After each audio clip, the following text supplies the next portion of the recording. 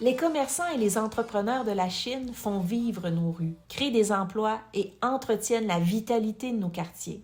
Il faut absolument écouter les commerçants. C'est le poumon de notre économie ici à la Chine. Ils savent évaluer ce qui est rentable pour eux et pour la collectivité pour rendre leurs projets viables à long terme. On doit leur prêter main forte et on doit les écouter.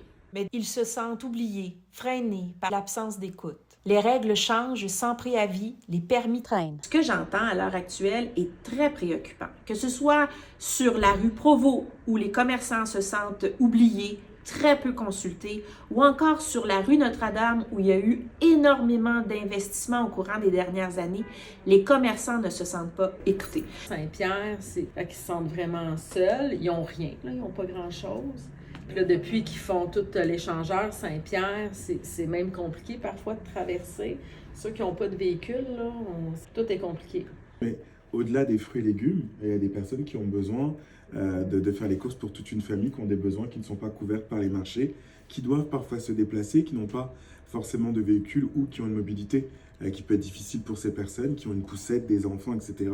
De faire en sorte que l'œuvre commerciale puisse aussi aller desservir à Saint-Pierre, mais aussi dans d'autres endroits de la Chine qui est peut-être plus difficile d'accès pour ces commerçants. Nous croyons que l'économie locale doit redevenir un moteur de fierté et de prospérité. La Chine a tout ce qu'il faut. Des entrepreneurs passionnés, des artères commerciales riches en potentiel et un tissu industriel dynamique. Nous voulons établir un vrai dialogue, simplifier les démarches et soutenir l'innovation locale. Nous élaborerons, en concertation avec les acteurs économiques, un plan de développement économique cohérent et à long terme qui s'appuie sur les forces de la Chine.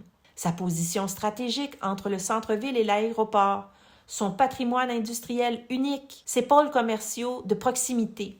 Nous mettrons sur pied un salon des commerçants avec des entreprises de la Chine afin d'attirer les employés, les clients et les investisseurs. C'est exactement ce que le rallye proposait il y a quelques années. Le fermer était une erreur.